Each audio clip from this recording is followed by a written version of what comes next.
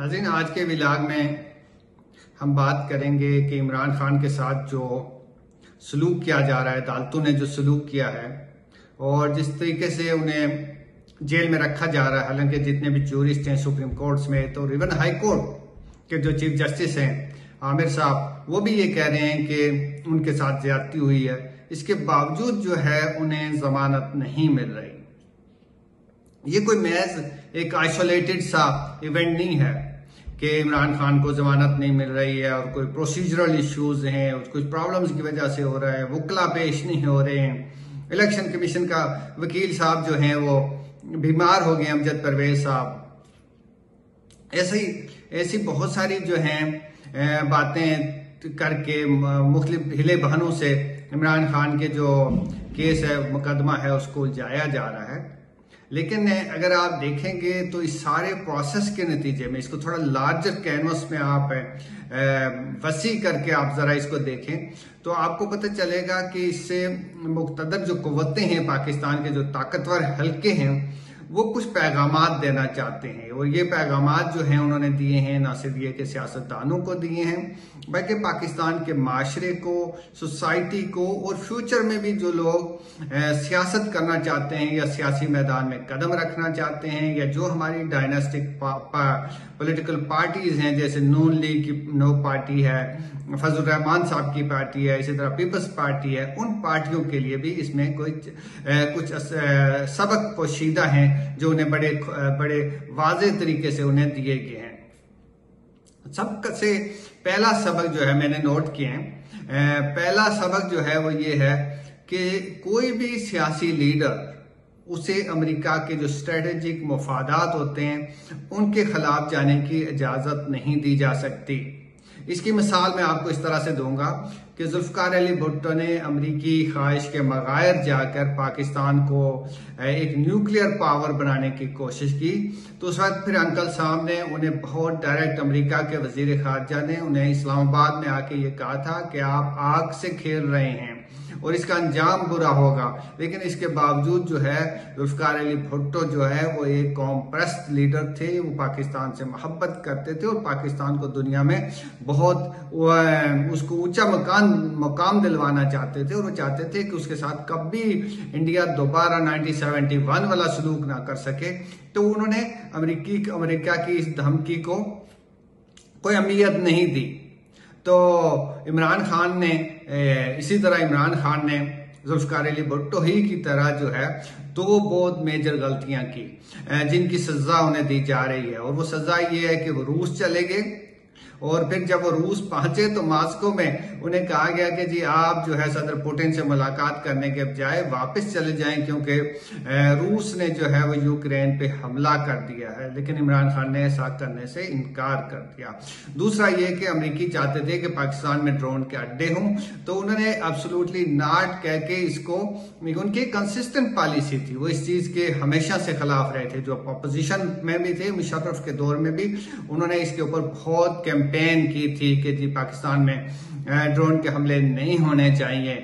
तो इमरान खान ने कहा कि एब्सोल्युटली नॉट। तो इसके नतीजे में जो है इमरान खान को जाहिर है कि इबरतनाक सलूक का सामना करना पड़ा और वो सबक जो है उन्हें सिखाया जा रहा है। और ये सबक सिर्फ उन्हें नहीं सिखाया जा रहा है कि मुस्तकबिल में भी जो कोई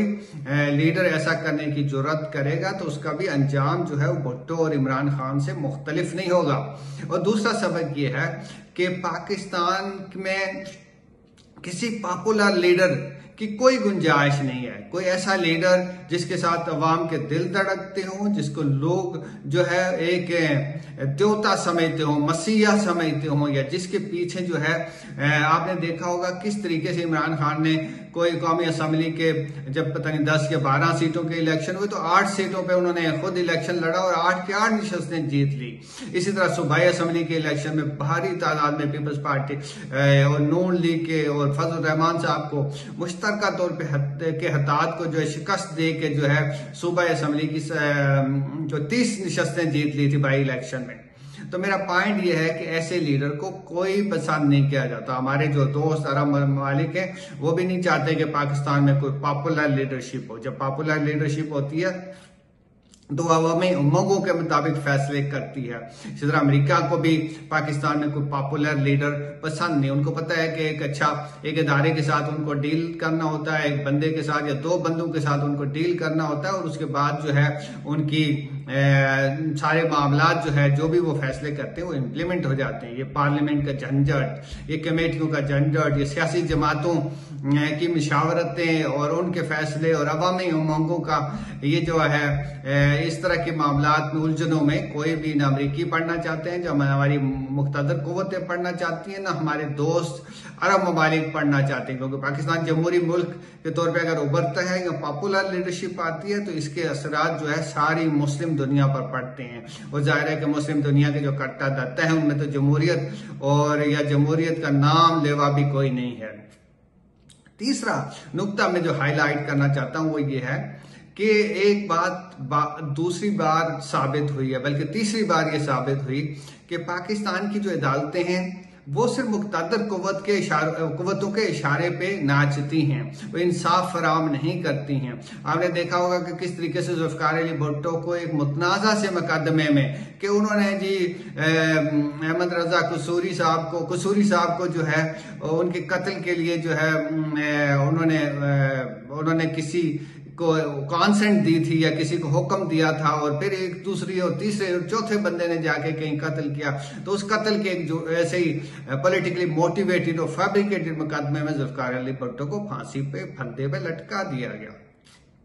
इसी तरह हमने देखा कि अभी इमरान खान के खिलाफ जो मुकदमा है, सब जजेस कहते हैं, सीनियर वकला कहते हैं कि 24 घंटे में जमानत हो जानी चाहिए थी। ये कोई ऐसा मुकदमा नहीं, इमरान खान ने कोई खुदकुश हमला नहीं किया था, कोई किसी इमारत को तबाह नहीं किया था, वो कोई जंगी कैदी नहीं है। उन्होंने पाकिस्तान के खिलाफ कोई जासूसी का इल्जाम नहीं किया था कि उनको ऐसी सजा दी जाए कि अटक के किले में और एक ऐसे गार में उनको जाके बंद कर दिया गया। और फिर क्या अदालत का ये है, कभी हाई कोर्ट में उनके वकला को भगाया जाता है, कभी सुप्रीम कोर्ट में भगाया जाता है, कभी वो दिलावर साहब जो हैं वो बगैर इमरान खान के जो है केस सुने बगैर जो है फैसला कर देते हैं। उनके वकील जो हैं हारिस साहब वो पेश ही नहीं हो पाते और देर से पहुंचते और हाँपते कामते और बाद में मुकदमे से अलग हो जाते हैं। वो कहते हैं जी मेरे मुंशी को जी अगवा कर लिया गया था। तो इससे आप अंदाजा कर सकते हैं कि किस तरीके से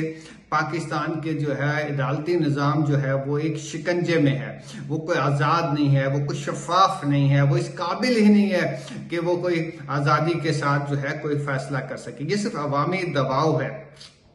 लोगों का गुस्सा है, जिसको ठंडा करने के लिए वो कभी कभी कोई जमानत करते हैं और कभी बताते हैं कि जी हम कोई छूट दे रहे हैं और कभी कहीं रियायत देते हैं और किसी को जो है अदरवाइज अगर ये सारा निज़ाम इस बुरे तरीके से, शौकत सिद्दीकी साहब के इंटरव्यूज आपने सुने होंगे, वो किस तरीके से बताते हैं कि किस तरीके से उस वक्त की इस्टेब्लिशमेंट ने इस्लामाबाद हाई कोर्ट को और सुप्रीम कोर्ट में यरकमाल बनाकर अपनी मर्जी के फैसले करवाए। तो अब वही सेम रेप्लिकेट किया जा रहा है इमरान खान के केस में भी। और अभी आप देखें कि इमरान खान जो है वो अटक जेल में हैं और दूसरे बहुत सारे मुकदमा जिनमें उन्हें पेश होना था,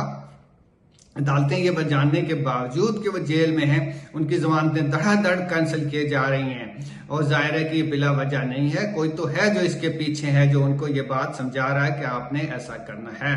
और इमरान खान जो ही बाहर निकलेंगे मुकदमे से, हम उन्हें दोबारा जो है गिरफ्तार कर देंगे और अटक जेल नहीं तो फिर अडयाला में भेज देंगे, नहीं तो कोट लखपत में भेज देंगे। आखिरी नुक्ता जो मैं उठाना चाहता हूँ, जिसपे आपकी बहुत तवज्जो चाहिए, और वो सबसे इम्पॉर्टेंट नुक्ता ये है कि अब पाकिस्तान की सियासत का जो है वो एक तरह से पूरा चलन, पूरा इसका जो फ्रेमवर्क है वो तब्दील कर दिया गया है। जोर जबरदस्ती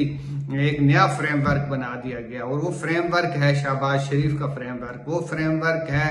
एक काकड़ का फ्रेमवर्क। इस तरीके के लोग जो हैं, जो कभी भी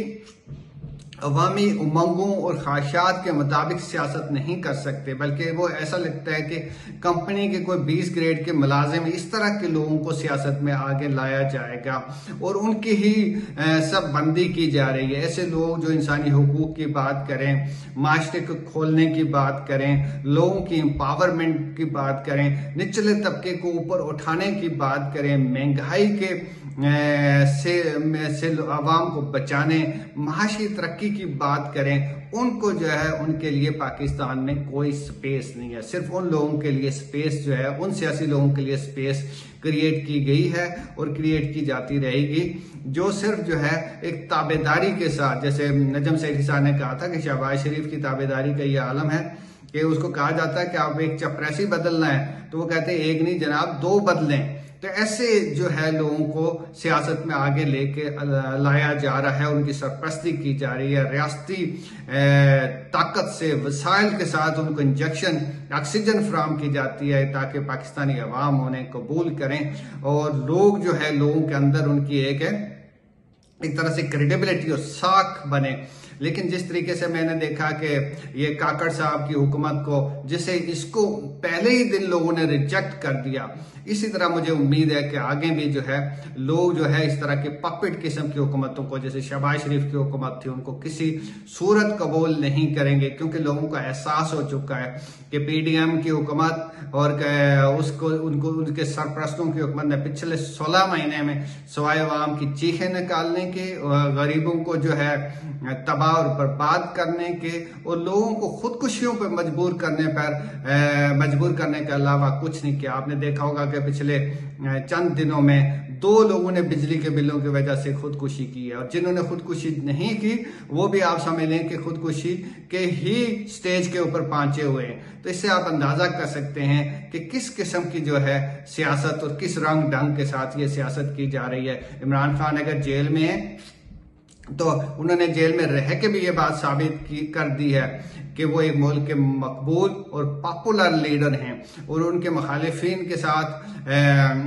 उनके मुखालिफिन जिस तरीके से जो है सियासी मैदान में तना हुए, अवाम में उनकी साख मजरू हुई और उनकी सियासी और समाजी जो है जो मर्तबा और मकाम था, जिस तरीके से अवाम के अंदर जो है उसको दचका पहुंचा है, जिस तरह वो तबाह और बर्बाद हुआ, पाकिस्तान की तारीख में इसकी कोई मिसाल नहीं मिलती।